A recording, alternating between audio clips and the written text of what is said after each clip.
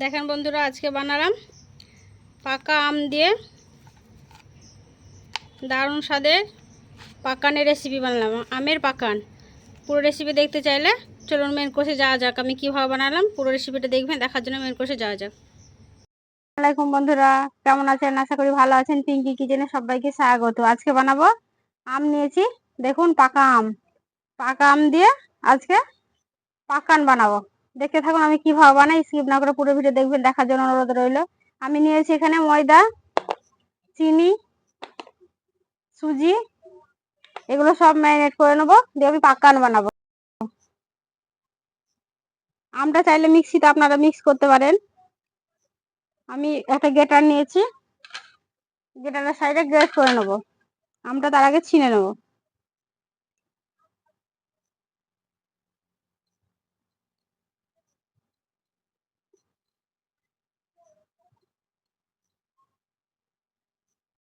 আমি ছাড়িয়ে নিয়েছি, এবার গেটের সাইজে গেট করে নেবো। দেখেন বন্ধুরা, বৃষ্টি হচ্ছে। আমি আজ কালকে রান্নাঘরটাতে রান্না করেছিলাম, কিন্তু আজকে দেখুন বৃষ্টি হচ্ছে, এখানেও রান্না করতে পারবো কি ঠিক নাই। তার জন্য তাড়াতাড়ি করে আমি এখনো উনুন বার করিনি, আগে এগুলো মাখিয়ে রাখি, দেখি যদি বৃষ্টি না হয় তাহলে এখানেও করব। দেখেন বৃষ্টি হচ্ছে যতটুকু। দেখেন বন্ধুরা, হঠাৎ বৃষ্টিটা নেমে গেল। যতটুকু আমার আম লাগবে ততটাই আমি গ্রেট করে নিয়েছি।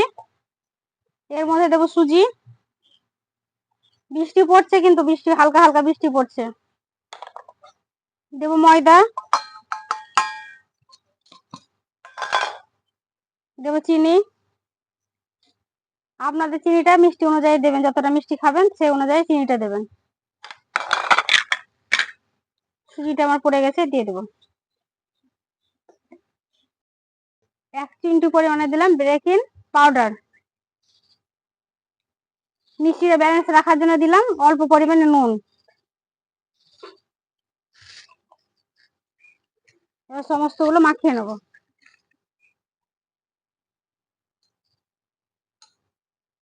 আমের পরিমাণটা একটু কম দিবেন, অত লাগবে না। আমার যতটা লেগেছে আমি ততটা দিয়েছি, আর আপনাদের পরিমাণ অনুযায়ী দেবেন। শুকনোতে একটু মাখিয়ে নেবো। অল্প অল্প করে পানি দেবো।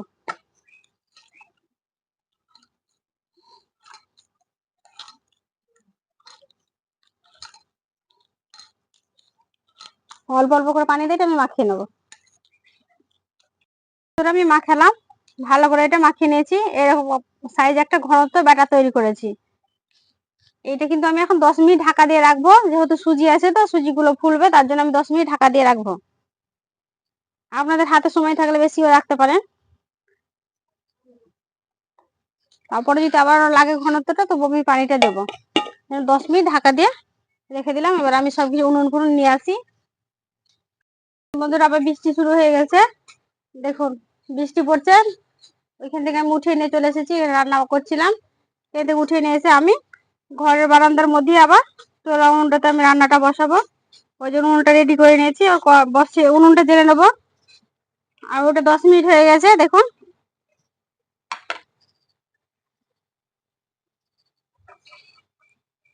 আবার একটু খুব গাঢ় হয়ে গেছে, আবার একটু পানি দিয়ে আগে উনুনটা আমি জেলে নিই, কড়াটা বসিয়ে দিই, তারপর তখন এগুলো করছি। এবার আমি ঢাকাটা উঠিয়ে নেবো। ঢাকাটা উঠিয়ে নিয়ে আর একটু অল্প পরিমাণে একটু পানি দেবো, দিয়ে আবারও নাড়বো। কড়াটা বসিয়ে দিয়েছি, কড়াতে তেল দিয়ে দিয়েছি গরম হতে।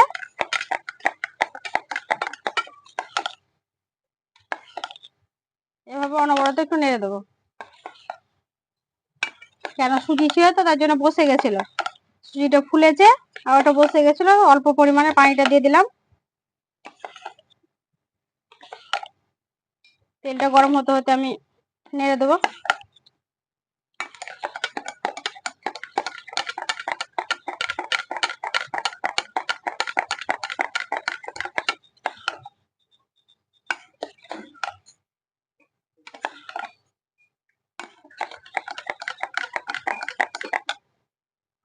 তেলটা গরম হয়ে গেছে, আমি ছেড়ে দেবো এক এক করে।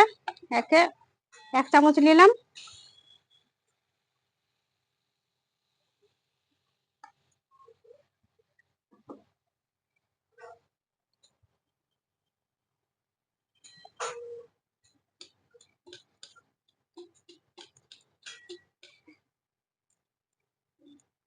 এক পিঠটা হয়ে গেছে, এক পিঠটা উল্টে দেবো।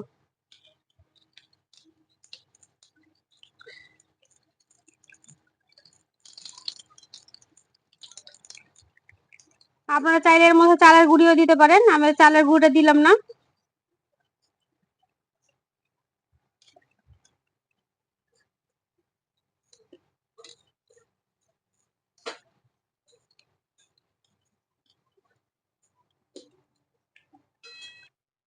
দেখেন বন্ধুরা, এটা হয়ে গেছে, উঠিয়ে নেবো।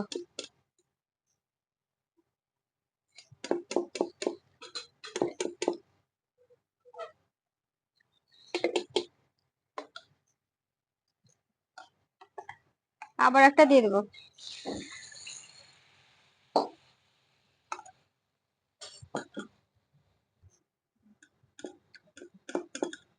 আবার একটা হয়ে গেছে, উঠিয়ে নেবো। এরকম করে আমি সবগুলো ভেজে নেবো।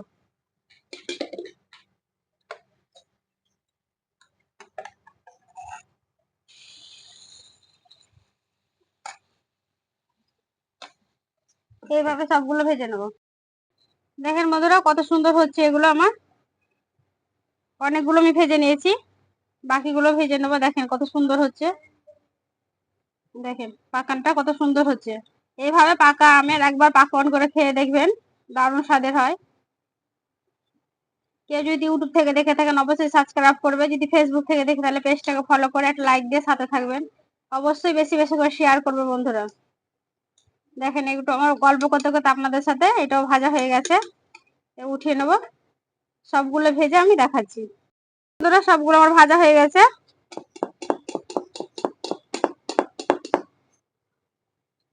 দেখেন কতগুলো হয়েছে, সবগুলো ভাজা হয়ে গেছে। এবার আমি একটা খেয়ে দেখাবো কেমন হয়েছে। দেখেন বন্ধুরা, আমি নিয়ে চলে এসেছি, এবার একটা খেয়ে দেখাবো কেমন হয়েছে। দেখেন একটু ভেঙে খেয়ে দেখাচ্ছি। দেখেন কত সুন্দর হয়েছে, একেবারে ভেতরটা ঝাঁঝরি ঝাঁঝরা হয়েছে। এইভাবে হলো মানে আমের পাকা আমের এই মালপোয়াটা করে। দেখেন কি সুন্দর হয়েছে। এবার আমি একটু খেয়ে দেখাচ্ছি কেমন হয়েছে। বিসমিল্লাহ।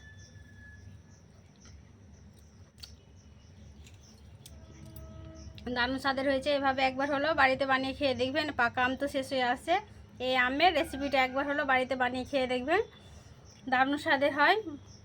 আমের পাক্কানটা করে খেয়ে দেখবেন। আমি যেভাবে বানালাম সেইভাবে বানাবেন। আপনারা চালের গুঁড়ি দিতে চাইলে দিতে পারেন, আমি দিই নেই। আপনারা আমি যেভাবে বানাচ্ছি সেই প্রসেসে বানিয়ে যদি খেয়ে দেখেন দারুণ হবে। একেবারে ওপরটা নরম হয়েছে আর ভেতরটা একেবারে খুব সুন্দর হয়েছে, ঝাঁঝরি হয়েছে, দারুণ স্বাদের হয়েছে। পুরো রেসিপিটাতে দেখেছেন কী কী মানে কেমনভাবে আমি করলাম। সুস্থ থাকবেন, সাবধানে থাকবেন। পুরো ভিডিও দেখার জন্য ধন্যবাদ।